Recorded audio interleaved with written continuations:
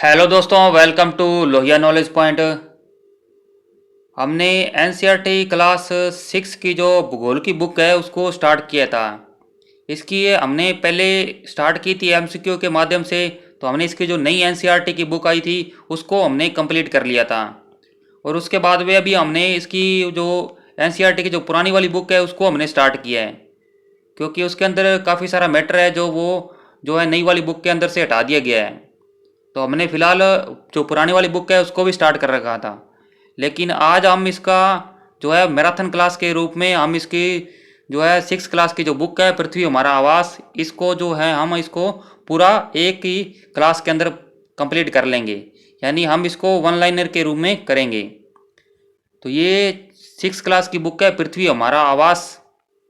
ये वाली जो बुक है इसको आज हम शुरू करने जा रहे हैं।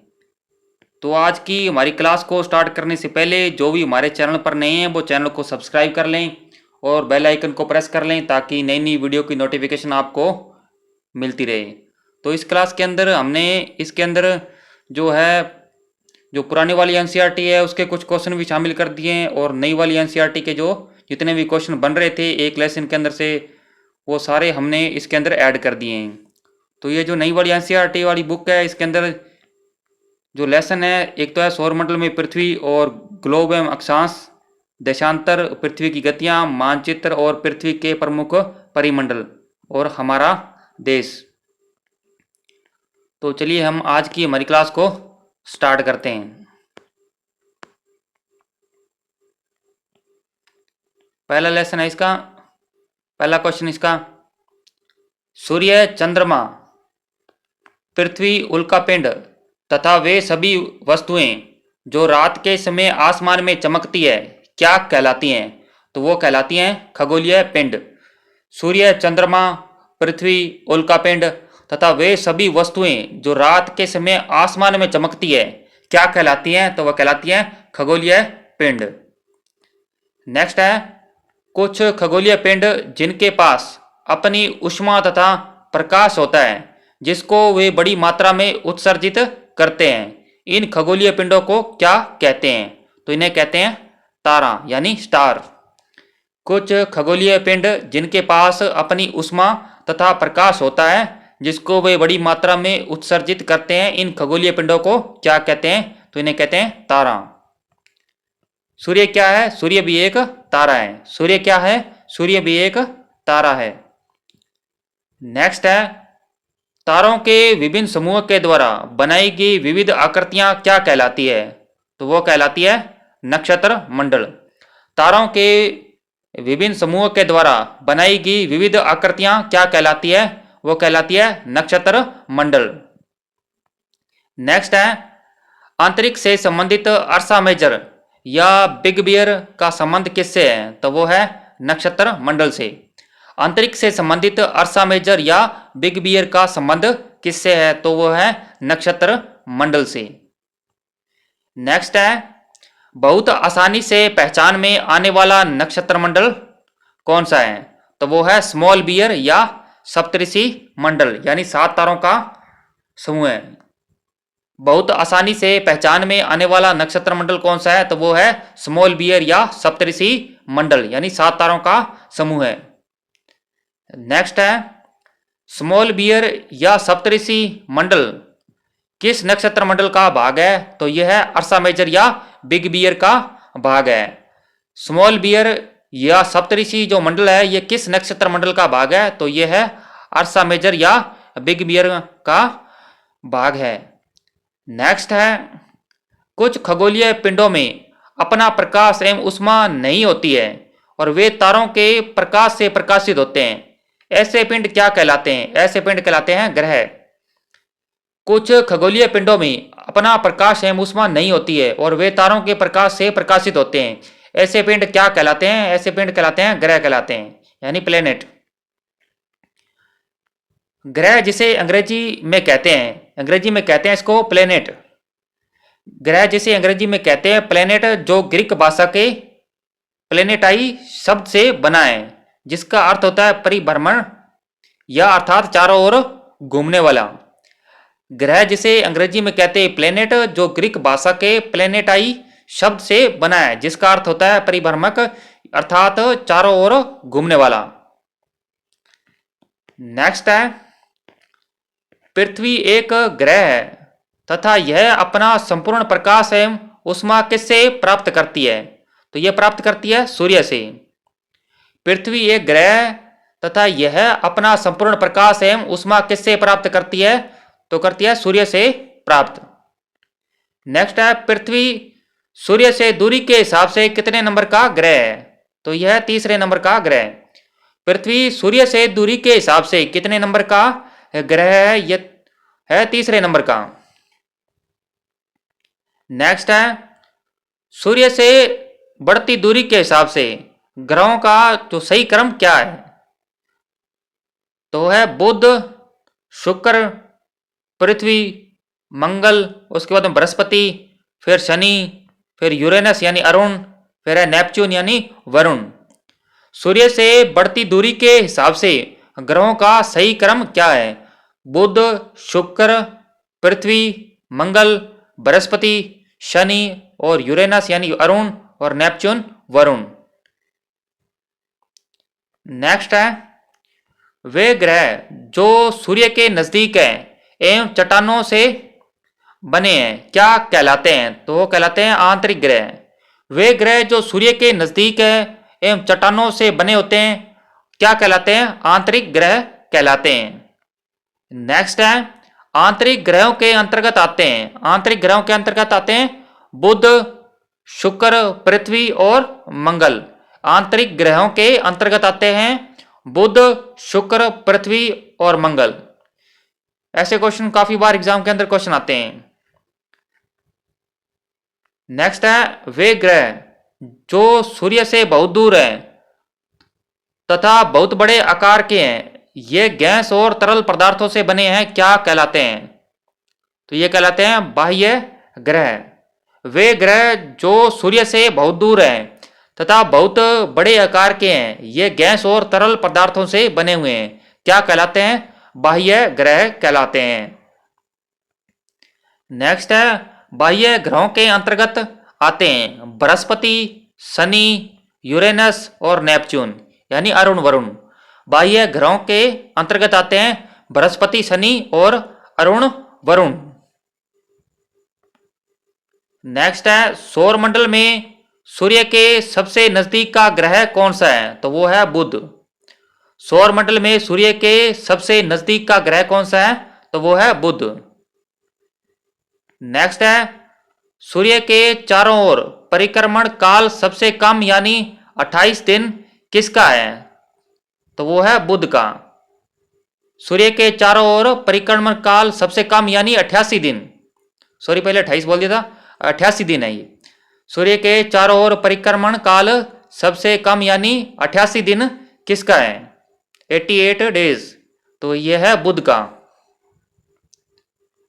नेक्स्ट है, तारों, ग्रहों व उपग्रहों के अतिरिक्त असंख्य छोटे पिंड सूर्य के चारों ओर चक्कर लगाते हैं। इन पिंडों को क्या कहते हैं? कहते हैं क्षुद्र ग्रह। तारों, ग्रहों व उपग्रहों के अतिरिक्त असंख्य छोटे पिंड सूर्य के चारों ओर चक्कर लगाते हैं। इन पिंडों को क्या कहते हैं? इन्हें कहते हैं क्षुद्र ग्रह कहते हैं। नेक्स्ट है, सौर मंडल में किन दो ग्रहों के बीच क्षुद्र ग्रह पट्टी पाई जाती है? तो वो है मंगल और बृहस्पति के बीच में। सौर मंडल में किन दो ग्रहों के बीच क्षुद्र ग्रह पट्टी पाई जाती है? तो वो है मंगल और बृहस्पति के बीच में। नेक्स्ट है, हमारे सौर मंडल में सूर्य से सबसे दूर कौन सा ग्रह अवस्थित है? तो वो है वरुण। हमारे सौर मंडल में सूर्य से सबसे दूर कौन सा ग्रह है? तो वो है वरुण। नेक्स्ट है, वर्ष 2006 में अंतर्राष्ट्रीय खगोलीय संघ ने अपनी बैठक में यह निर्णय लिया कि प्लूटो, सिरस व 2003 यूबी 313 जैसे खगोलीय पिंडों को किस ग्रह की श्रेणी में रखा जा सकता है? तो इन्हें रखा जा सकता है बोने ग्रह की श्रेणी में। वर्ष 2006 में अंतर्राष्ट्रीय खगोलीय संघ ने अपनी बैठक में यह निर्णय लिया कि प्लूटो, सीरस व 2003 यूबी 313 जैसे खगोलीय पिंडों को किस ग्रह की श्रेणी में रखा जा सकता है? तो इन्हें रखा गया बोने ग्रहों की श्रेणी में, क्योंकि प्लूटो से 2006 के अंदर जो ग्रह का दर्जा है वो छीन लिया गया था। नेक्स्ट है, पृथ्वी का जो आकार है वो कैसा है? तो पृथ्वी का आकार है ये भूआब यानी जियोइड है। पृथ्वी का आकार कैसा है? भूआब यानी जियोइड है। ये काफी बार एग्जाम के अंदर क्वेश्चन आया हुआ है। नेक्स्ट है, पृथ्वी ध्रुवों के पास कैसी है? तो पृथ्वी ध्रुवों के पास थोड़ी सी क्या है? चपटी है। पृथ्वी ध्रुवों के पास कैसी है? थोड़ी चपटी है। नेक्स्ट है, अंतरिक्ष से देखने पर पृथ्वी किस रंग की दिखाई देती है? तो वो है नीले रंग की दिखाई देती है। अंतरिक्ष से देखने पर पृथ्वी किस रंग की दिखाई देती है? तो वो है नीले रंग की दिखाई देती है। ये भी क्वेश्चन काफी बार एग्जाम के अंदर आया हुआ है। पृथ्वी ग्रह का उपनाम क्या है? यानी पृथ्वी को नीला ग्रह भी कहा जाता है। पृथ्वी को नीला ग्रह भी कहा जाता है। नेक्स्ट है, सूर्य, 8 ग्रह, उपग्रह तथा कुछ अन्य खगोलीय पिंड जैसे क्षुद्र ग्रह व उल्का पिंड मिलकर किसका निर्माण करते हैं? तो ये करते हैं सौरमंडल का निर्माण करते हैं। सूर्य, 8 ग्रह, उपग्रह तथा कुछ खगोलीय पिंड जैसे क्षुद्र ग्रह व उल्का पिंड मिलकर किसका निर्माण करते हैं? तो ये करते हैं सौरमंडल का निर्माण करते हैं। नेक्स्ट है, सौर परिवार का मुखिया किसे कहते हैं? सौर परिवार का जो मुखिया है वो सूर्य को कहा जाता है। सौर परिवार का मुखिया किसे कहते हैं? सेंटर में किसको माना गया? सूर्य को। सौरमंडल के लिए प्रकाश एवं ऊष्मा का मुख्य स्रोत क्या है? तो वो है सूर्य। सौरमंडल के लिए प्रकाश एवं ऊष्मा का मुख्य स्रोत क्या है? सूर्य। नेक्स्ट है, पृथ्वी से सूर्य की दूरी कितनी है? लगभग 15 करोड़ किलोमीटर यानी 14.96 करोड़ किलोमीटर। 14.96 करोड़ किलोमीटर यानी लगभग 15 करोड़ किलोमीटर। नेक्स्ट है, सूर्य के प्रकाश को पृथ्वी पर पहुंचने में लगभग कितना समय लगता है? लगभग 8 मिनट। सूर्य के प्रकाश को पृथ्वी पर पहुंचने में लगभग कितना समय लगता है? लगभग 8 मिनट लगते हैं। किस ग्रह को पृथ्वी का जो है जुड़वा ग्रह कहते हैं? तो वो है शुक्र को। किस ग्रह को पृथ्वी का जुड़वा ग्रह कहते हैं? तो वो है शुक्र को। पृथ्वी का सबसे निकटतम ग्रह कौन सा है? तो वो है शुक्र। पृथ्वी का सबसे निकटतम ग्रह कौन सा है? तो वो है शुक्र। हमारे सौरमंडल का सबसे बड़ा व सबसे छोटा ग्रह कौन सा है? सबसे बड़ा ग्रह बृहस्पति और सबसे छोटा ग्रह बुध। हमारे सौरमंडल का सबसे बड़ा एवं सबसे छोटा ग्रह कौन सा है? सबसे बड़ा है बृहस्पति और छोटा है बुध।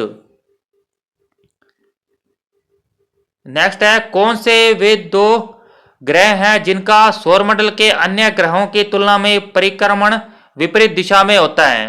तो वो है शुक्र और यूरेनस। कौन से वे 2 ग्रह हैं जिनका सौरमंडल के अन्य ग्रहों की तुलना में परिक्रमण जो है विपरीत दिशा में है? तो वो है शुक्र और यूरेनस। ये जो गति करते हैं ये करते हैं क्लॉकवाइज। क्लॉकवाइज जो है परिक्रमण करते हैं और बाकी सभी जो ग्रह हैं वो एंटी क्लॉकवाइज घूमते हैं। नेक्स्ट है, किन ग्रहों के चारों ओर छल्ले पाए जाते हैं? तो वो है बृहस्पति, शनि और यूरेनस। किन ग्रहों के चारों ओर छल्ले पाए जाते हैं? तो वो बृहस्पति, शनि और यूरेनस। नेक्स्ट है, हमारे सौरमंडल में किन ग्रहों के पास एक भी चंद्रमा यानी जो प्राकृतिक उपग्रह है वो नहीं है? तो वो है बुध व शुक्र के पास एक भी जो प्राकृतिक उपग्रह नहीं है। हमारे सौरमंडल में किन ग्रहों के पास एक भी चंद्रमा नहीं है? तो वो है बुध व शुक्र के पास। नेक्स्ट है, ग्रहों में सबसे अधिक चंद्रमा यानी प्राकृतिक उपग्रह किसके पास है? तो वो है बृहस्पति के पास है 69। ग्रहों में सबसे अधिक चंद्रमा किसके पास है, तो वो है बृहस्पति के पास में 69। और शनि के पास चंद्रमा की संख्या है वो है 62। और मंगल के पास चंद्रमा की संख्या है ओनली 2। और यूरेनस के पास जो चंद्रमाओं की संख्या है वो है 27, यानी 27। यूरेनस के चंद्रमा की संख्या कितनी है, 27। नेक्स्ट है, उपग्रह को अंग्रेजी में सैटेलाइट कहते हैं जिसका अर्थ होता है साथी या सहचर। उपग्रह को अंग्रेजी में सैटेलाइट कहते हैं जिसका अर्थ होता है साथी या सहचर। नेक्स्ट है, पृथ्वी के उपग्रह चंद्रमा का व्यास पृथ्वी के व्यास का कितना है, तो यह है लगभग 1/4, यानी 1/4। पृथ्वी के उपग्रह चंद्रमा का व्यास पृथ्वी के व्यास का कितना है, यानी 1/4, 1/4 भाग है। नेक्स्ट है, खगोलीय पिंडों एवं उनकी गति के संबंध में अध्ययन करने वालों को क्या कहते हैं, उन्हें कहते हैं खगोल शास्त्री। खगोलीय पिंडों एवं उनकी गति के संबंध में अध्ययन करने वालों को क्या कहते हैं, इन्हें कहते हैं खगोल शास्त्री। प्राचीन भारत के प्रसिद्ध खगोल शास्त्री कौन थे, तो वो थे आर्यभट्ट। प्राचीन भारत के प्रसिद्ध खगोल शास्त्री कौन थे, तो वो थे आर्यभट्ट। पृथ्वी से हमें चंद्रमा का कितना भाग दिखाई देता है, केवल एक भाग दिखाई देता है। पृथ्वी से हमें चंद्रमा का कितना भाग दिखाई देता है, तो वो केवल एक भाग दिखाई देता है। नेक्स्ट है, चंद्रमा पृथ्वी का एक चक्कर लगभग कितने दिन में पूरा करता है, तो वो 27 दिन में पूरा करता है। चंद्रमा पृथ्वी का एक चक्कर लगभग कितने दिन में पूरा करता है, तो वो है 27 दिन में पूरा करता है। पहले व्यक्ति कौन थे जिन्होंने 20 जुलाई 1969 को सबसे पहले चंद्रमा की सतह पर पहला कदम रखा? ये स्रोत है जो है नासा की आधिकारिक वेबसाइट के अनुसार, जबकि एनसीईआरटी जो कक्षा 6 की जो पाठ्य पुस्तक के अनुसार जो है वो 21 जुलाई 1969। और वो व्यक्ति कौन था, नील आर्मस्ट्रॉन्ग। यानी जो बुक हम पढ़ रहे हैं अभी, इसके अंदर क्या दिया हुआ है एनसीईआरटी की बुक में 21 जुलाई 1969। तो पहले व्यक्ति कौन थे जिन्होंने 20 जुलाई 1969 को सबसे पहले चंद्रमा की सतह पर कदम रखा था, तो वो थे नील आर्मस्ट्रॉन्ग। नेक्स्ट है, सूर्य के चारों ओर चक्कर लगाने वाले पत्थरों के छोटे छोटे टुकड़ों को क्या कहते हैं, तो उन्हें कहते हैं उल्का पिंड। सूर्य के चारों ओर चक्कर लगाने वाले पत्थरों के छोटे छोटे टुकड़ों को क्या कहते हैं, तो उन्हें कहते हैं उल्का पिंड। खुले आकाश में फैली एक छोर से दूसरे छोर तक चौड़ी सफेद पट्टी जो कि लाखों तारों का समूह है को कहते हैं आकाश गंगा। खुले आकाश में फैली एक छोर से दूसरे छोर तक चौड़ी सफेद पट्टी जो कि लाखों तारों का समूह है को क्या कहते हैं, तो उन्हें कहते हैं आकाश गंगा। अब बात करते हैं हम इसके जो 6 क्लास की बुक है भूगोल की, इसका जो सेकंड लेसन है ग्लोब अक्षांश एवं देशांतर, इसकी बात करते हैं। तो ये जो हमारी जो बुक चल रही है इसके अंदर क्या है कि जो टॉपिक है, जो एक लेसन है वो 5 से 7 मिनट 10 मिनट के अंदर कंप्लीट हो जाता है। यानी इसके अंदर 6 लेसन है, यानी जो 30-40 मिनट की क्लास के अंदर ये जो क्या है पूरी बुक कवर हो जाएगी। यानी आप इसको 2 की स्पीड से देखते हैं तो क्या है आपके 10 से 15-20 मिनट के अंदर क्या एक बुक कंप्लीट हो जाती है। और क्या है 2 बार रिवीजन हो जाता है, क्योंकि मैं प्रत्येक क्वेश्चन को क्या कर रहा हूँ 2 बार रिपीट कर रहा हूँ। तो क्या होगा आपको इससे क्या है डबल बेनिफिट होगा, यानी 10-15 मिनट के अंदर क्या आपकी ये बुक है जो 2 बार क्या है रिवीजन इसका हो जाएगा। यानी काफी सारे क्वेश्चन है जो एनसीईआरटी की बुक से क्या सीधे के सीधे लाइन टू लाइन उठाकर ही एग्जाम के अंदर पूछे जा रहे हैं। तो अब इसका जो सेकंड लेसन है, इसका जो पहला क्वेश्चन है, विषुवत वृत्त से उत्तर या दक्षिण की जो कोणीय दूरी की माप को क्या कहते हैं, तो उन्हें कहते हैं अक्षांश। विषुवत वृत्त से उत्तर या जो दक्षिण की कोणीय दूरी की माप को क्या कहते हैं, अक्षांश कहते हैं। नेक्स्ट है, विषुवत वृत्त से ध्रुवों तक स्थित सभी समानांतर वृत्तों को क्या कहा जाता है? तो इन्हें कहते हैं अक्षांश वृत्त कहते हैं। विषुवत वृत्त से ध्रुवों तक स्थित सभी समानांतर वृत्तों को क्या कहते हैं? अक्षांश वृत्त कहते हैं। नेक्स्ट क्वेश्चन है, विषुवत वृत्त एक काल्पनिक वृत्त है जो पृथ्वी को कितने भागों में बांटता है? वो क्या करता है? दो बराबर भागों के अंदर इसको बांटता है। विषुवत वृत्त एक काल्पनिक वृत्त है जो पृथ्वी को कितने भागों में बांटता है? दो बराबर भागों में बांटता है। विषुवत वृत्त से ध्रुवों की ओर जाने पर अक्षांशों का आकार क्या होता है? घटता जाता है। विषुवत वृत्त से जब ध्रुवों की ओर जाने पर जो अक्षांशों का आकार है वो घटता जाता है। अब बात करते हैं विषुवत वृत्त यानी 0 डिग्री को।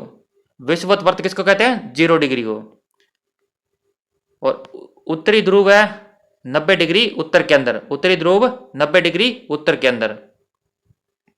ये मान लो अपनी पृथ्वी है, बीच में से 0 डिग्री या जिसको भूमध्य रेखा या विषुवत रेखा कहते हैं। और यहां पर 90 डिग्री जो उत्तर के अंदर है वो है उत्तरी ध्रुव। 90 डिग्री जो दक्षिण के अंदर है वो दक्षिणी ध्रुव। ठीक है। और 23.5 डिग्री उत्तरी अक्षांश कर्क रेखा और 23.5 डिग्री दक्षिणी अक्षांश मकर रेखा। दक्षिणी ध्रुव 90 डिग्री दक्षिण के अंदर। और इसके अतिरिक्त क्या चार जो महत्वपूर्ण अक्षांश रेखाएं हैं, उत्तरी गोलार्ध के अंदर है कर्क रेखा 23.5 डिग्री उत्तर के अंदर, अभी देखा आपने। और दक्षिणी गोलार्ध में है मकर रेखा 23.5 डिग्री दक्षिणी अक्षांश। और विषुवत वृत्त के 66.5 डिग्री उत्तर में उत्तरी ध्रुव वृत्त या आर्कटिक वृत्त। और विषुवत वृत्त के 66.5 डिग्री दक्षिण के अंदर क्या है? दक्षिणी ध्रुव वृत्त या अंटार्कटिक वृत्त। यानी जो ये कर्क रेखा से ऊपर जो जब जाएंगे तो 66.5 डिग्री जो उत्तरी ध्रुव है, उत्तरी ध्रुव वृत्त यानी आर्कटिक वृत्त। और 66.5 डिग्री दक्षिण के अंदर अंटार्कटिक वृत्त या दक्षिणी ध्रुव वृत्त। नेक्स्ट है, कर्क रेखा एवं मकर रेखा के बीच का क्षेत्र क्या कहलाता है? तो उसे कहते हैं उष्ण कटिबंध। कर्क रेखा व मकर रेखा के बीच का क्षेत्र क्या कहलाता है? उष्ण कटिबंध कहलाता है। कर्क रेखा व विषुवत वृत्त के बीच का क्षेत्र क्या कहलाता है? वो कहलाता है शीतोष्ण कटिबंध। कर्क रेखा व विषुवत वृत्त के बीच का क्षेत्र क्या कहलाता है? शीतोष्ण कटिबंध। दक्षिणी ध्रुव वृत्त एवं दक्षिणी ध्रुव के बीच का क्षेत्र वो क्या कहते हैं? शीत कटिबंध। दक्षिणी ध्रुव वृत्त एवं दक्षिणी ध्रुव के बीच का क्षेत्र क्या कहलाता है? शीत कटिबंध। नेक्स्ट है, विषुवत वृत्त से ध्रुव तक स्थित सभी समानांतर वृत्तों को क्या कहते हैं? इन्हें कहते हैं अक्षांश वृत्त कहते हैं। विषुवत वृत्त से ध्रुव तक स्थित सभी समानांतर वृत्तों को क्या कहते हैं? अक्षांश वृत्त कहते हैं। नेक्स्ट है, विषुवत वृत्त के उत्तर की सभी समानांतर रेखाओं को क्या कहा जाता है? तो इन्हें कहते हैं उत्तरी अक्षांश। विषुवत वृत्त के उत्तर की सभी समानांतर रेखाओं को क्या कहा जाता है? तो इन्हें कहते हैं उत्तरी अक्षांश। नेक्स्ट है, विषुवत वृत्त के दक्षिण स्थित सभी समानांतर रेखाओं को क्या कहा जाता है? तो इन्हें कहते हैं दक्षिणी अक्षांश। विषुवत वृत्त के दक्षिण स्थित सभी समानांतर रेखाओं को क्या कहा जाता है? तो इन्हें कहते हैं दक्षिणी अक्षांश। दो अक्षांश रेखाओं के बीच की दूरी कितनी होती है? तो लगभग 111 किलोमीटर। दो अक्षांश रेखाओं के बीच की दूरी कितनी होती है? तो लगभग 111 किलोमीटर। नेक्स्ट है, उत्तरी ध्रुव से दक्षिणी ध्रुव को जोड़ने वाली संदर्भ रेखा को क्या कहा जाता है? तो उन्हें कहते हैं देशांतरीय याम्योत्तर रेखाएं।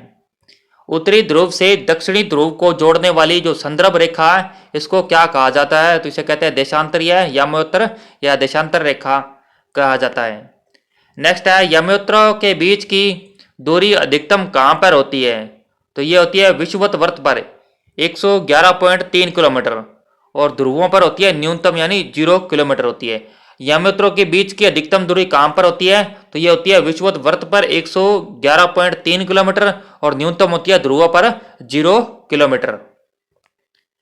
नेक्स्ट है किसी स्थान का मानक समय यानी जो इसका स्टैंडर्ड टाइम है उसको निर्धारित करने का आधार क्या होता है, तो वो होता है प्रमुख यामोत्तर। किसी स्थान का मानक समय निर्धारित करने का आधार क्या होता है, प्रमुख यामोत्तर। प्रमुख यामोत्तर तथा 180 डिग्री यामोत्तर मिलकर पृथ्वी को किन दो समान भागों में बांटती है, तो यह बांटती है पृथ्वी को पूर्वी गोलार्ध व पश्चिमी गोलार्ध में। प्रमुख यामोत्तर तथा 180 डिग्री यामोत्तर मिलकर पृथ्वी को किन दो समान भागों में बांटती है, तो वह है पूर्वी गोलार्ध व पश्चिमी गोलार्ध में। नेक्स्ट है 180 डिग्री देशांतर रेखा को किस नाम से जाना जाता है, तो इसे कहते हैं अंतरराष्ट्रीय तिथि रेखा, इंटरनेशनल डेडलाइन। 180 डिग्री देशांतर रेखा को किस नाम से जाना जाता है, अंतरराष्ट्रीय तिथि रेखा के नाम से जाना जाता है। एक इंपॉर्टेंट बात, 180 डिग्री जो पूर्वी है और जो 180 डिग्री पश्चिमी जो यामोत्तर है ये एक ही रेखा पर स्थित है। 180 डिग्री पूर्वी और 180 डिग्री पश्चिमी यामोत्तर है ये एक ही रेखा पर स्थित है। नेक्स्ट है पृथ्वी अपने काल्पनिक अक्ष पर किस दिशा में चक्कर लगाती है, वो लगाती है पश्चिम से पूर्व की ओर। पृथ्वी अपने काल्पनिक अक्ष पर किस दिशा में चक्कर लगाती है, वो पश्चिम से पूर्व की ओर। नेक्स्ट है ग्रीनविच से पूर्व के स्थानों का समय ग्रीनविच समय से रहता है, तो वो रहता है आगे रहता है। ग्रीनविच से पूर्व के स्थानों का जो समय है वो ग्रीनविच समय से रहता है आगे, और जो पश्चिम के स्थानों का समय है वो रहता है पीछे। जो पश्चिम के स्थान है ग्रीनविच जो है ग्रीनविच से जो पूर्व के स्थानों का समय ग्रीनविच समय से आगे, और जो पश्चिम के स्थानों का समय है वो इससे क्या रहता है, पीछे रहता है। नेक्स्ट है पृथ्वी को अपने अक्ष पर 1 डिग्री घूमने में कितना समय लगता है, तो वो लगता है 4 मिनट। पृथ्वी को अपने अक्ष पर 1 डिग्री घूमने में कितना समय लगता है, तो वो लगता है 4 मिनट। नेक्स्ट है 15 डिग्री घूमने में समय लगता है, तो वो लगता है 60 मिनट। 15 डिग्री घूमने में समय लगता है 60 मिनट। और जो पृथ्वी अपने अक्ष पर 24 घंटे में घूमती है 360 डिग्री। पृथ्वी अपने अक्ष पर 24 घंटे में घूमती है 360 डिग्री। नेक्स्ट है भारत के किस यामोत्तर यानी देशांतर रेखा के स्थानीय समय को भारत का मानक समय यानी इंडियन स्टैंडर्ड टाइम माना गया है, तो वो है 82.5 डिग्री पूर्वी देशांतर। भारत के किस देशांतर रेखा को स्थानीय समय को भारत का मानक समय माना जाता है, तो वो है 82.5 डिग्री पूर्वी देशांतर। काफी बार एग्जाम के अंदर क्वेश्चन आया हुआ है। तो 82.5 डिग्री पूर्वी देशांतर भारत में कहां से गुजरता है, तो ये उत्तर प्रदेश के मिर्जापुर या इलाहाबाद के जो नैनी स्थान है, इलाहाबाद के नैनी स्थान से गुजरता है। नेक्स्ट है भारत का मानक समय ग्रीनविच के मानक समय से कितना आगे या पीछे है, तो यह 5.5 घंटे आगे यानी 5 घंटा 30 मिनट आगे है। भारत का मानक समय ग्रीनविच के मानक समय से कितना आगे है, तो वह 5 घंटा 30 मिनट आगे है। नेक्स्ट है जब लंदन में दोपहर के 2 बजे होंगे तब भारत में समय होगा शाम के 7:30 बजे होंगे भारत में। जब लंदन में दोपहर के 2 बजे होंगे तब भारत में समय होगा शाम के 7:30 बजे।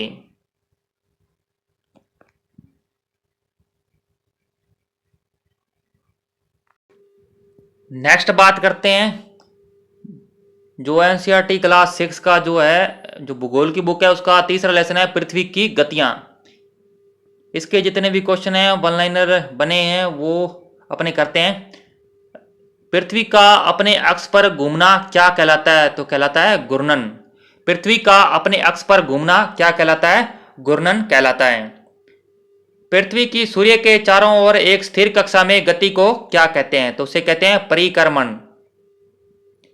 पृथ्वी की सूर्य के चारों ओर एक स्थिर कक्षा में गति को क्या कहते हैं, तो उसे कहते हैं परिक्रमण। नेक्स्ट है पृथ्वी अपने अक्ष पर एक चक्कर पूरा करने में कितना समय लेती है, लगभग 24 घंटे। पृथ्वी अपने अक्ष पर एक चक्कर पूरा करने में कितना समय लेती है? लगभग 24 घंटे का समय लेती है। नेक्स्ट बात करते हैं, सूर्य के चारों ओर एक स्थिर कक्ष में पृथ्वी को परिक्रमा को पूरा करने में लगभग कितना समय लगता है? तो इसे लगता है 365 दिन 6 घंटे। सूर्य के चारों ओर एक स्थिर कक्ष में पृथ्वी को परिक्रमा को जो पूरा करने में लगभग कितना समय लगता है? तो 365 दिन 6 घंटे। पृथ्वी अपने अक्ष पर कितने डिग्री झुकी हुई है? तो ये झुकी हुई है 23.5 डिग्री। पृथ्वी अपने अक्ष पर कितने डिग्री झुकी हुई है? तो 23.5 डिग्री झुकी हुई है। नेक्स्ट है, ग्लोब पर वह वृत्त जो दिन तथा रात को विभाजित करता है उसे कहते हैं प्रदीप्ति वृत्त, सर्कल ऑफ इल्यूमिनेशन। ग्लोब पर वह वृत्त जो दिन तथा रात को विभाजित करता है उसे कहते हैं प्रदीप्ति वृत्त। नेक्स्ट है, सूर्य के चारों ओर पृथ्वी की स्थिति में परिवर्तन से होता है ऋतुओं के अंदर परिवर्तन। सूर्य के चारों ओर पृथ्वी की स्थिति में परिवर्तन से होता है ऋतुओं में परिवर्तन। नेक्स्ट है, 21 जून को पृथ्वी का उत्तरी गोलार्ध में सूर्य की तरफ झुकाव होता है और सूर्य की किरणें जो कर्क रेखा पर सीधी पड़ती है, इसके परिणाम स्वरूप अधिक उष्मा प्राप्त होती है। इन क्षेत्रों में सबसे लंबा दिन तथा सबसे छोटी रात होती है। पृथ्वी की इस अवस्था को क्या कहते हैं? तो पृथ्वी की इस अवस्था को उत्तर अयनांत कहते हैं। 21 जून को पृथ्वी का उत्तरी गोलार्ध सूर्य की तरफ झुका होता है और सूर्य की किरणें जो कर्क रेखा पर सीधी पड़ती है, इसके परिणाम स्वरूप अधिक उष्मा प्राप्त होती है। इन क्षेत्रों में सबसे लंबा दिन और सबसे छोटी रात होती है और पृथ्वी की इस अवस्था को उत्तर अयनांत कहते हैं। यह क्वेश्चन काफी बार एग्जाम के अंदर आया हुआ क्वेश्चन है। नेक्स्ट है, 22 दिसंबर को दक्षिणी ध्रुव के सूर्य की ओर झुके होने के कारण मकर रेखा पर सूर्य की किरणें सीधी पड़ती है। क्योंकि सूर्य की किरणें मकर रेखा पर लंबवत पड़ती है, इसलिए दक्षिणी गोलार्ध के बहुत बड़े भाग में प्रकाश प्राप्त होता है और इसलिए दक्षिणी गोलार्ध में लंबे दिन तथा छोटी रातों वाली ग्रीष्म ऋतु होती है। पृथ्वी की इस अवस्था को क्या कहते हैं? तो इसे कहते हैं दक्षिण अयनांत। यानी 22 दिसंबर को दक्षिणी ध्रुव के सूर्य की ओर झुके होने के कारण मकर रेखा पर सूर्य की किरणें सीधी पड़ती है। क्योंकि सूर्य की किरणें मकर रेखा पर लंबवत पड़ती है, इसलिए दक्षिणी गोलार्ध के बहुत बड़े भाग में प्रकाश प्राप्त होता है। इसलिए दक्षिणी गोलार्ध में लंबे दिन तथा छोटी रातों वाली ग्रीष्म ऋतु होती है। पृथ्वी की इस अवस्था को दक्षिण अयनांत कहते हैं। यह क्वेश्चन भी काफी बार एग्जाम के अंदर क्वेश्चन आया हुआ है। नेक्स्ट है, 21 मार्च व 23 सितंबर को सूर्य की किरणें विषुवत वृत्त पर सीधी पड़ती है, इसे क्या कहा जाता है? तो इसे कहते हैं विषुव। 21 मार्च व 23 सितंबर को सूर्य की किरणें विषुवत वृत्त पर सीधी पड़ती है, इसे क्या कहते हैं? इसे कहते हैं विषुव। यह क्वेश्चन भी काफी बार एग्जाम के अंदर आया हुआ क्वेश्चन है। 23 सितंबर को उत्तरी गोलार्ध में ऋतु होती है शरद ऋतु। 23 सितंबर को उत्तरी गोलार्ध में ऋतु होती है शरद ऋतु और दक्षिणी गोलार्ध में ऋतु होती है इस समय बसंत ऋतु। 23 सितंबर को उत्तरी गोलार्ध में ऋतु होती है शरद और दक्षिणी गोलार्ध में ऋतु होती है बसंत ऋतु। और 21 मार्च को स्थिति इसके क्या हो जाएगी? ठीक विपरीत हो जाएगी। और 21 मार्च को क्या हो जाएगी? स्थिति इसके ठीक उल्टी हो जाएगी। नेक्स्ट है, लीप वर्ष या अधिवर्ष में कितने दिन होते हैं? तो लीप वर्ष में दिन होते हैं 366 दिन, क्योंकि जो फरवरी होती है वो 29 की होती है। नेक्स्ट बात करते हैं अब इसका जो 4th नंबर का जो लेसन है मानचित्र, तो उसके जो इंपॉर्टेंट क्वेश्चन है उसकी बात करते हैं। तो पृथ्वी की प्राकृतिक आकृतियों जैसे पर्वतों, पठारों, मैदानों, नदियों, महासागरों इत्यादि को दर्शाने वाले मानचित्र को क्या कहा जाता है? तो इन्हें कहते हैं भौतिक या उच्चावच मानचित्र। ये क्वेश्चन है, ये जो क्वेश्चन है, ये जो मानचित्र वाले क्वेश्चन, ये फर्स्ट ग्रेड जो एग्जाम है उसके अंदर काफी बार यहां से क्वेश्चन पूछे जा रहे हैं। पृथ्वी की जो प्राकृतिक आकृतियों जैसे पर्वतों, पठारों, मैदानों, नदियों, महासागरों इत्यादि को दर्शाने वाले मानचित्र को क्या कहा जाता है? तो इन्हें कहते हैं भौतिक या उचावच मानचित्र। नेक्स्ट है राज्यों, नगरों, शहरों तथा गांवों और विश्व के विभिन्न देशों व राज्यों तथा उनकी सीमाओं को दर्शाने वाले मानचित्र को क्या कहा जाता है? तो इन्हें कहते हैं राजनीतिक मानचित्र या पॉलिटिकल मैप। राज्यों, नगरों, शहरों तथा गांवों और विश्व के विभिन्न देशों व राज्यों तथा उनकी सीमाओं को दर्शाने वाले मानचित्र को क्या कहा जाता है? राजनीतिक मानचित्र। फर्स्ट ग्रेड में क्वेश्चन आया हुआ है। कुछ मानचित्र हमें विशेष जानकारियां प्रदान करते हैं, जैसे सड़क मानचित्र, वर्षा मानचित्र, रेलवे मानचित्र, वन मानचित्र तथा उद्योगों आदि के वितरण दर्शाने वाले मानचित्र इत्यादि। इस प्रकार के मानचित्र को क्या कहते हैं? इन्हें कहते हैं थीमेटिक मानचित्र। कुछ मानचित्र हमें विशेष जानकारियां प्रदान करते हैं, जैसे सड़क मानचित्र, वर्षा मानचित्र, रेलवे मानचित्र, वन तथा उद्योगों आदि के वितरण दर्शाने वाले मानचित्र इत्यादि। इस प्रकार के जो मानचित्र को क्या कहते हैं? थीमेटिक मानचित्र कहा जाता है। ये क्वेश्चन भी एग्जाम के अंदर आया हुआ क्वेश्चन है। नेक्स्ट है मानचित्र में 4 मुख्य दिशाओं उत्तर, दक्षिण, पूर्व तथा पश्चिम को कहा जाता है। तो इन्हें कहते हैं प्रधान दिग्बिंदु कहा जाता है। मानचित्र में जो 4 मुख्य दिशाएं बताई जाती है उत्तर, दक्षिण, पूर्व तथा पश्चिम को क्या कहा जाता है? प्रधान दिग्बिंदु कहा जाता है। और मानचित्र के जो 3 घटक क्या होते हैं? मानचित्र के 3 घटक होते हैं दिशा, दूरी और प्रतीक। दिशा, दूरी और प्रतीक। नेक्स्ट है जिन प्रतीकों के उपयोग के संबंध में एक अंतरराष्ट्रीय सहमति प्राप्त होती है उन्हें क्या कहा जाता है? तो उन्हें कहते हैं रूढ़ प्रतीक।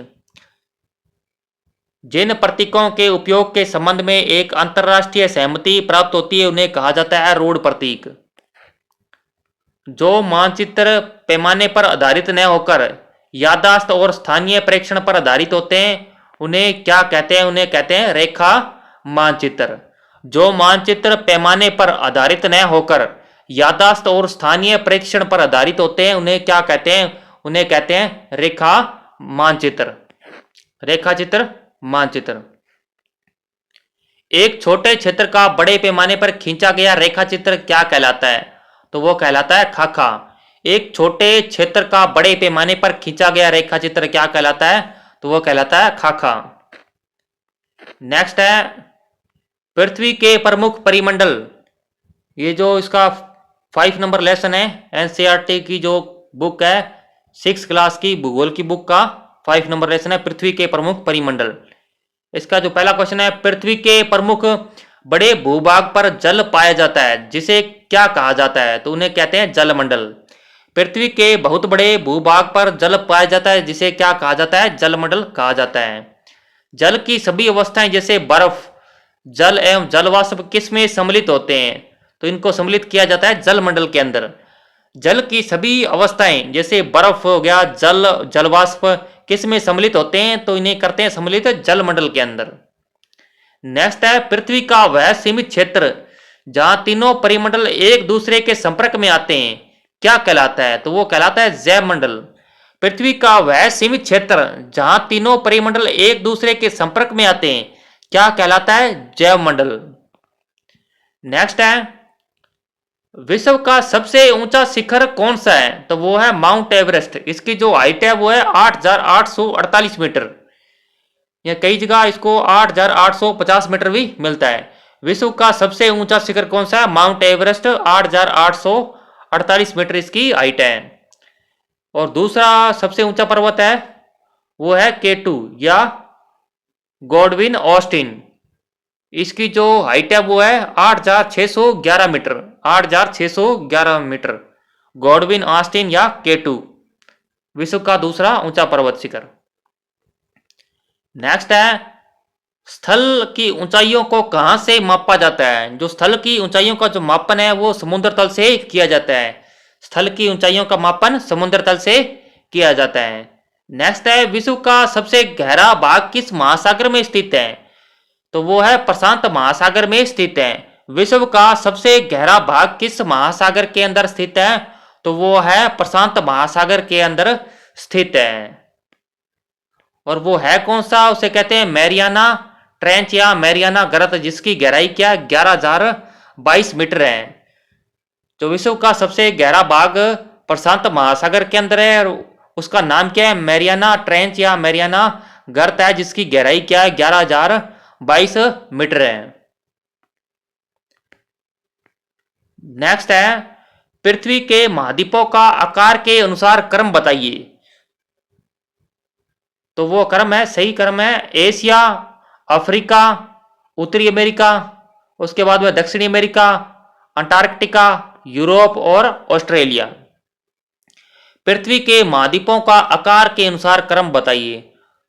तो वो है एशिया, अफ्रीका, उत्तरी अमेरिका, दक्षिणी अमेरिका, अंटार्कटिका, यूरोप और ऑस्ट्रेलिया।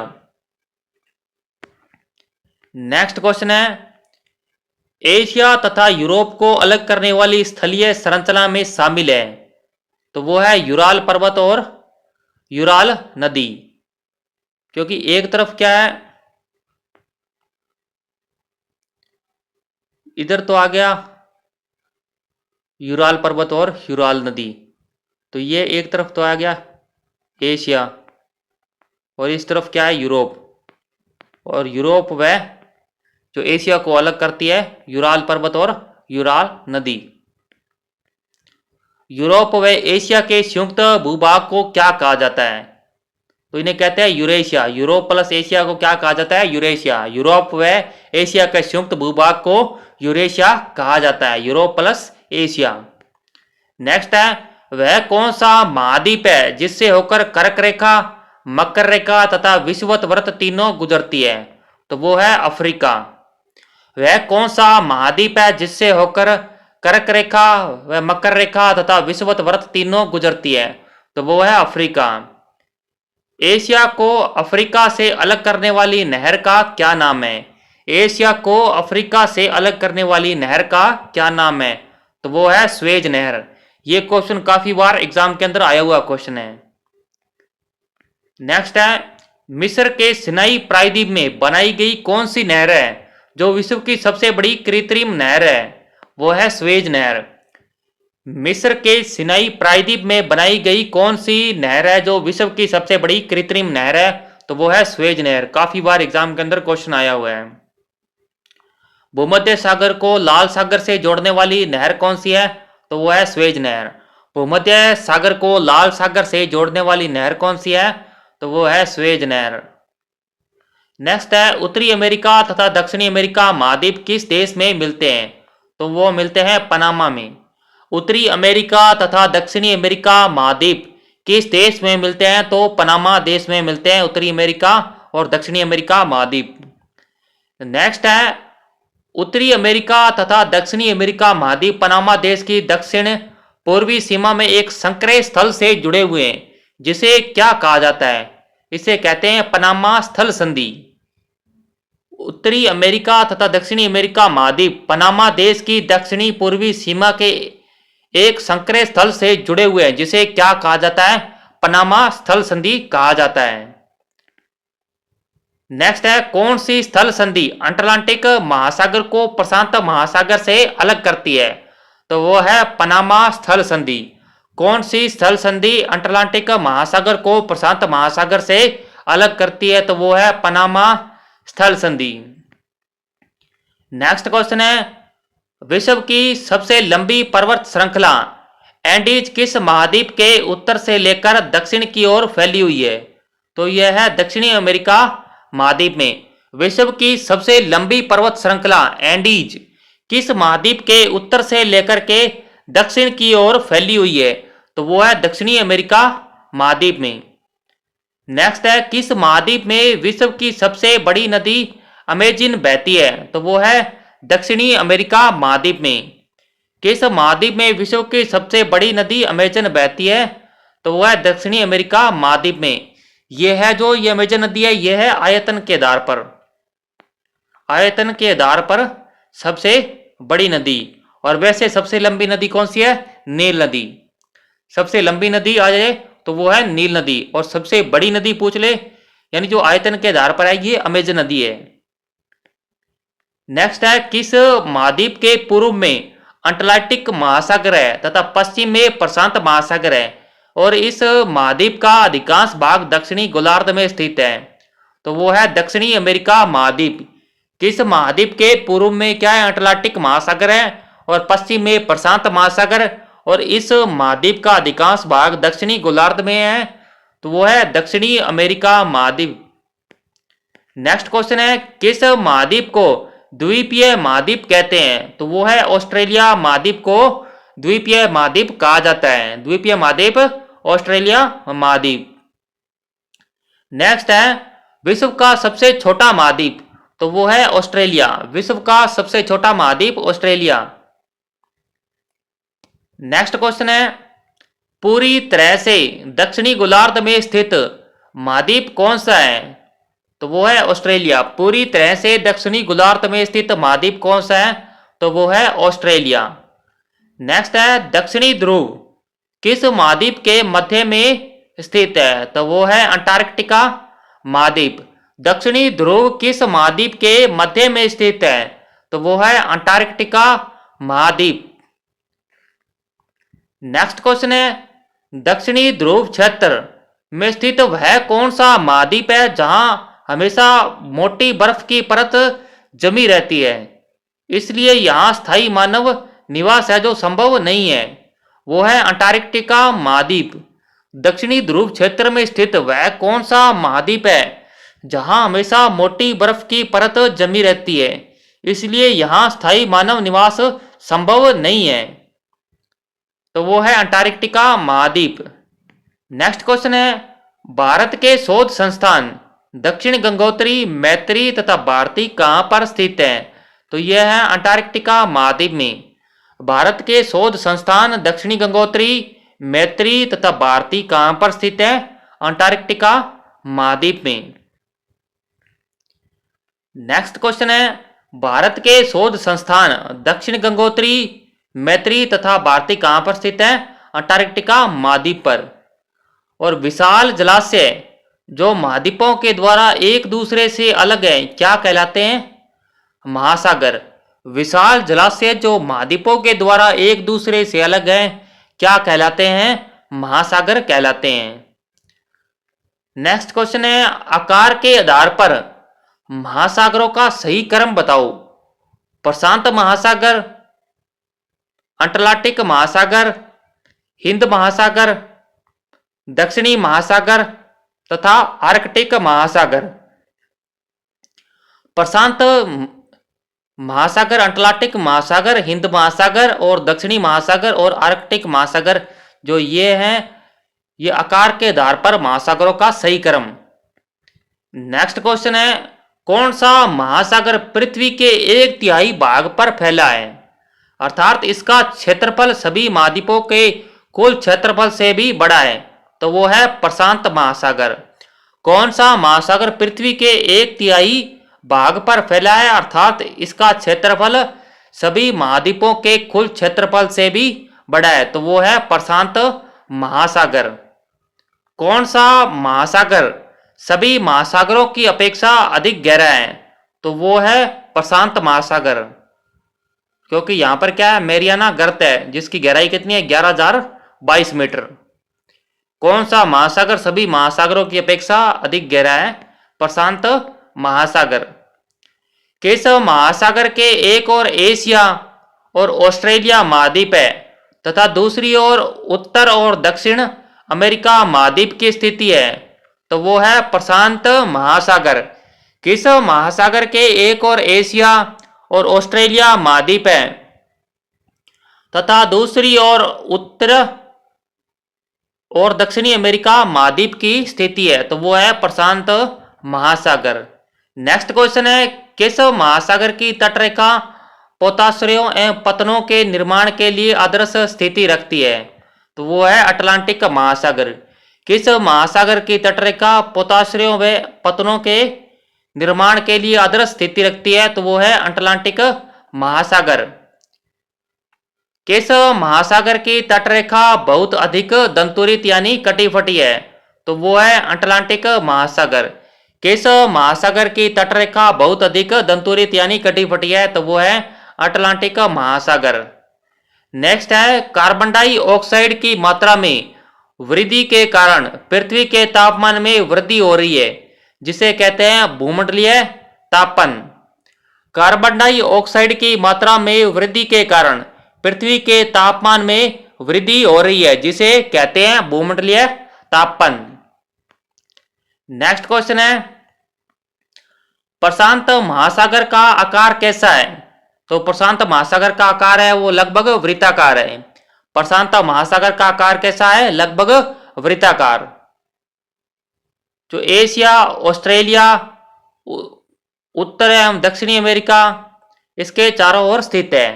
तो प्रशांत महासागर के चारों ओर क्या है? एशिया, ऑस्ट्रेलिया, उत्तरी व दक्षिणी अमेरिका इसके चारों ओर स्थित है। ये जो निशान लगाया हुआ है, ये निशान का मतलब है कि ये क्वेश्चन है जो इससे रिलेटेड जो है फैक्ट है ये। नेक्स्ट क्वेश्चन है कौन सा महासागर अंग्रेजी वर्णमाला के एस अक्षर के आकार जैसा है? तो वो है अटलांटिक महासागर। कौन सा महासागर अंग्रेजी वर्णमाला के एस अक्षर के आकार जैसा है? तो वो है अटलांटिक महासागर। नेक्स्ट क्वेश्चन है कौन सा एक ऐसा सागर है जिसका नाम किसी देश के नाम पर यानी भारत के नाम पर रखा गया है? यह महासागर लगभग त्रिभुजाकार है। वो कौन सा है? हिंद महासागर। कौन सा एक ऐसा सागर है जिसका नाम किसी देश के नाम पर यानी भारत के नाम पर रखा गया है? यह महासागर लगभग त्रिभुजाकार है। तो वो है हिंद महासागर। और हिंद महासागर इसके उत्तर में एशिया और पश्चिम में अफ्रीका और पूर्व के अंदर क्या ऑस्ट्रेलिया स्थित है। हिंद महासागर के उत्तर में एशिया और पश्चिम में अफ्रीका और पूर्व के अंदर ऑस्ट्रेलिया स्थित है। नेक्स्ट क्वेश्चन है कौन सा महासागर उत्तरी ध्रुववर्त यानी 66.5 डिग्री उत्तरी अक्षांश में स्थित है तथा यह उत्तरी ध्रुव के चारों ओर फैला हुआ है? तो वो है आर्कटिक महासागर। कौन सा महासागर उत्तरी ध्रुव वर्त में स्थित है तथा यह उत्तरी ध्रुव के चारों ओर फैला हुआ है? तो वो है आर्कटिक महासागर। नेक्स्ट क्वेश्चन है वायुमंडल में मध्यमंडल किन दो मंडलों के बीच पाया जाता है? तो वो है समताप मंडल और आयन मंडल के बीच। वायुमंडल में मध्यमंडल किन दो मंडलों के बीच पाया जाता है? तो वो है समताप मंडल और आयन मंडल के बीच। नेक्स्ट क्वेश्चन है वायुमंडल को उसके घटकों तापमान तथा अन्य आधार पर कितनी परतों में बांटा गया है? तो इन्हें बांटा गया 5 परतों में। वायुमंडल को उसके घटकों तापमान तथा अन्य आधार पर कितनी परतों में बांटा गया है? तो इन्हें 5 परतों में बांटा गया है। नेक्स्ट क्वेश्चन इन परतों को पृथ्वी की सतह से शुरू करते हुए सौरमंडल, समताप मंडल, मध्यमंडल, आयन मंडल तथा बहिर्मंडल कहा जाता है। यानी पहले क्या आएगा? पृथ्वी से ऊपर चलेंगे तो सौरमंडल, समताप मंडल, मध्यमंडल, आयन मंडल और बहिर्मंडल। नेक्स्ट क्वेश्चन है वायुमंडल में उपस्थित कौन सी गैस सभी प्रकार के जीवधारियों की वृद्धि में सहायक होती है? तो वो है नाइट्रोजन। वायुमंडल में उपस्थित कौन सी गैस सभी प्रकार के जीवधारियों की वृद्धि में सहायक होती है? तो वो है नाइट्रोजन।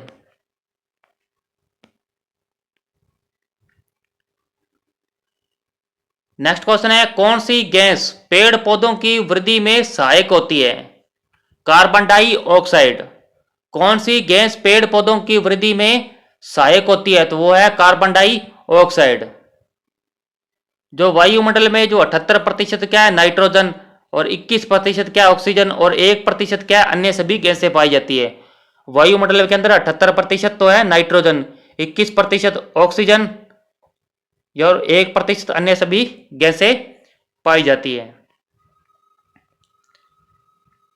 नेक्स्ट है जो एनसीईआरटी की जो क्लास है सिक्स क्लास है उसका जो भूगोल की बुक है उसका नंबर है 6 नंबर लेसन है हमारा देश है भारत। इसके जो इंपॉर्टेंट क्वेश्चन है इसकी अपने बात करते हैं। भारत की मुख्य भूमि का विस्तार दक्षिण से उत्तर की ओर किन अक्षांशों के मध्य है? तो वो है 8 डिग्री 4 मिनट उत्तरी अक्षांश से 37 डिग्री 6 मिनट उत्तरी अक्षांश। यानी भारत की मुख्य भूमि का विस्तार किन अक्षांशों के मध्य है? तो वो है 8 डिग्री 4 मिनट उत्तरी अक्षांश से 37 डिग्री 6 मिनट उत्तरी अक्षांश। भारत किस गोलार्ध में स्थित है? तो भारत उत्तरी गोलार्ध में स्थित है। भारत किस गोलार्ध में स्थित है? भारत उत्तरी गोलार्ध में स्थित है। नेक्स्ट क्वेश्चन है, पश्चिम से लेकर पूर्व तक भारत का विस्तार किन देशांतरों के बीच है? तो वो है 68 डिग्री 7 मिनट पूर्वी देशांतर से लेकर के 97 डिग्री 25 मिनट पूर्वी देशांतर। काफी बार एग्जाम के अंदर क्वेश्चन, ये बेसिक क्वेश्चन है, काफी बार एग्जाम के अंदर क्वेश्चन आता है, क्योंकि वहां पर वो क्या करता है, इस पूर्व की जगह पश्चिम लगा देता है। दोनों तरफ पूर्वी देशांतर ये है कि पश्चिम से लेकर के पूर्व तक भारत का विस्तार है वो 68 डिग्री 7 मिनट पूर्वी देशांतर से लेकर के 97 डिग्री 25 मिनट पूर्वी देशांतर है। नेक्स्ट क्वेश्चन है, कर्क रेखा भारत के कितने राज्यों से होकर गुजरती है? तो ये गुजरती है भारत के 8 राज्यों से। सिंपल सा क्वेश्चन है, फिर भी काफी बार एग्जाम के अंदर आया हुआ है और लगभग एग्जाम के अंदर इसका क्रम पूछा जाता है। यानी जो पश्चिम से पूर्व की ओर क्रम जो है वो है गुजरात, राजस्थान, मध्य प्रदेश, छत्तीसगढ़, झारखंड, पश्चिम बंगाल, त्रिपुरा और मिजोरम। जो पश्चिम से ले पूर्व की ओर जो क्रम है गुजरात, राजस्थान, मध्य प्रदेश, छत्तीसगढ़, झारखंड, पश्चिम बंगाल, त्रिपुरा और मिजोरम। नेक्स्ट क्वेश्चन है, भारत की स्थलीय सीमा कितने देशों के साथ जुड़ी हुई है? जो भारत की स्थलीय सीमा है ये 7 देशों के साथ जुड़ी हुई है। भारत की स्थलीय सीमा 7 देशों के साथ जुड़ी हुई है। इनके अंदर है चीन, नेपाल, भूटान, म्यांमार, पाकिस्तान और बांग्लादेश और अफगानिस्तान। जो भारत की स्थलीय सीमा है 7 देशों के साथ जुड़ी हुई है। चीन, नेपाल, भूटान, म्यांमार, पाकिस्तान, बांग्लादेश और अफगानिस्तान। नेक्स्ट क्वेश्चन है, निम्नलिखित में से भारत की सबसे लंबी स्थलीय सीमा किस देश के साथ लगती है? वो लगती है बांग्लादेश के साथ, लगभग 40-96 किलोमीटर। भारत की सबसे लंबी स्थलीय सीमा किस देश के साथ लगती है? बांग्लादेश के साथ। भारत के कौन से राज्य 3 तरफ से अंतरराष्ट्रीय सीमाओं से घिरे हुए हैं? तो वो है सिक्किम व त्रिपुरा। भारत के कौन से राज्य 3 तरफ से अंतरराष्ट्रीय सीमाओं से घिरे हुए हैं? तो वो है सिक्किम व त्रिपुरा। ये जो सिक्किम है ये सिक्किम नेपाल, भूटान व चीन से 3 तरफ से घिरा हुआ है, जबकि त्रिपुरा है ये बांग्लादेश से 3 तरफ से घिरा हुआ है। सिक्किम है जो नेपाल, भूटान व चीन से 3 तरफ से घिरा हुआ है और त्रिपुरा है जो बांग्लादेश से 3 तरफ से घिरा हुआ है। नेक्स्ट क्वेश्चन है, भारत के कितने राज्य कम से कम 2 देशों के साथ अपनी सीमा को साझा करते हैं? तो वो है 7 राज्य। भारत के कितने राज्य कम से कम 2 देशों के साथ अपनी सीमा साझा करते हैं? तो वो है 7 राज्य। तो पहला है जम्मू कश्मीर, पाकिस्तान, चीन और अफगानिस्तान 3 के साथ जो सीमा साझा करता है। जम्मू कश्मीर है पाकिस्तान, चीन और अफगानिस्तान के साथ। जो उत्तराखंड है ये नेपाल और चीन के साथ, उत्तराखंड नेपाल और चीन के साथ। जो सिक्किम है ये नेपाल, भूटान और चीन के साथ, सिक्किम, नेपाल, भूटान और चीन के साथ। जो अरुणाचल प्रदेश है ये चीन, भूटान और म्यांमार के साथ। जो अरुणाचल प्रदेश है ये चीन, भूटान और म्यांमार के साथ। जो असम है ये भूटान और बांग्लादेश के साथ। जो असम है ये भूटान और बांग्लादेश के साथ। नेक्स्ट है जो पश्चिम बंगाल, ये बांग्लादेश, भूटान और नेपाल के साथ। जो पश्चिम बंगाल है ये बांग्लादेश, भूटान और नेपाल के साथ। जो मिजोरम है ये बांग्लादेश और म्यांमार के साथ। मिजोरम बांग्लादेश और म्यांमार के साथ सीमा को साझा करता है। नेक्स्ट क्वेश्चन है, विंध्य व सतपुड़ा पर्वत श्रेणी के बीच कौन सी नदी बहती है? नर्मदा नदी। विंध्य एवं सतपुड़ा पर्वत श्रेणी के बीच कौन सी नदी बहती है? तो वो है नर्मदा नदी बहती है। नेक्स्ट क्वेश्चन है तापी नदी सतपुड़ा पर्वत श्रेणी के किस दिशा में बहती है? तो वो है दक्षिण दिशा में बहती है। तापी नदी सतपुड़ा पर्वत श्रेणी के किस दिशा में बहती है? तो वो है दक्षिण दिशा में बहती है। नेक्स्ट क्वेश्चन है अजंता व सतमाला पर्वत तापी नदी के किस दिशा में अवस्थित है? तो यह है दक्षिण दिशा में। अजंता एवं जो सतमाला पर्वत तापी नदी के किस दिशा में स्थित है? तो यह है दक्षिण दिशा में स्थित है। नेक्स्ट क्वेश्चन है हिमालय पर्वत को 3 मुख्य समानांतर श्रृंखलाओं में बांटा जाता है। उत्तर से दक्षिण की ओर उनका सही क्रम क्या है? वृहद हिमालय, मध्य हिमालय और शिवालिक। हिमालय पर्वत को 3 मुख्य समानांतर श्रृंखलाओं में बांटा जाता है। उत्तर से दक्षिण की ओर उनका सही क्रम क्या है? वृहद हिमालय, मध्य हिमालय और शिवालिक हिमालय।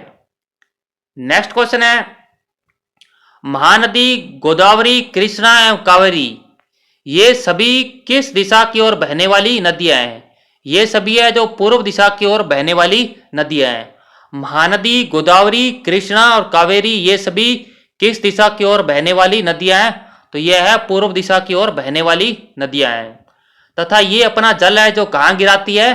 तो ये बंगाल की खाड़ी में अपना जल है जो गिराती है। ये अपना जल कहाँ गिराती है? बंगाल की खाड़ी में।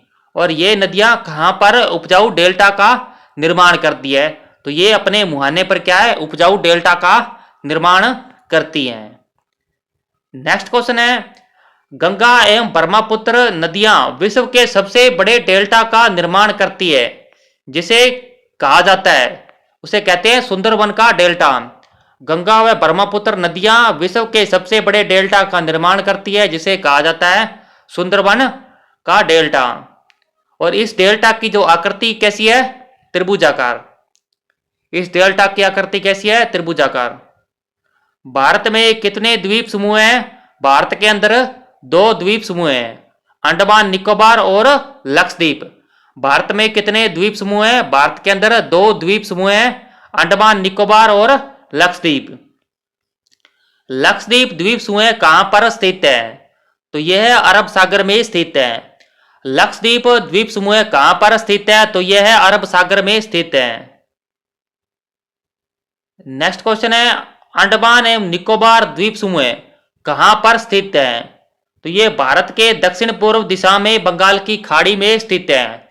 अंडमान एवं निकोबार द्वीप समूह कहां पर स्थित है? तो यह भारत के दक्षिण पूर्व दिशा में बंगाल की खाड़ी में स्थित है। नेक्स्ट क्वेश्चन है भारत का कौन सा द्वीप प्रवाल द्वीप है?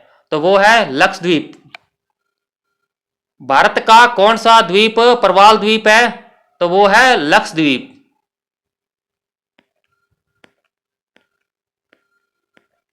और ये थी हमारी एनसीईआरटी क्लास 6 की जो भूगोल की बुक है पृथ्वी हमारा आवास।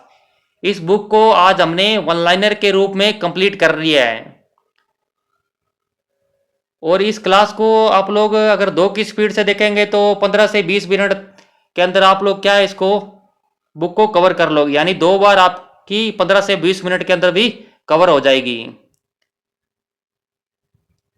आई होप आपको वीडियो पसंद आएगी। यदि आपको वीडियो पसंद आए तो लाइक करें, और यदि हमारे चैनल पर आप पहली बार आए हैं तो चैनल को सब्सक्राइब कर लें और वीडियो को लाइक करें और अपने दोस्तों को भी शेयर करें। पीडीएफ नोट्स और क्विज प्राप्त करने के लिए आप हमारे टेलीग्राम चैनल t.me/लोहिया नॉलेज पॉइंट को ज्वाइन कर सकते हैं।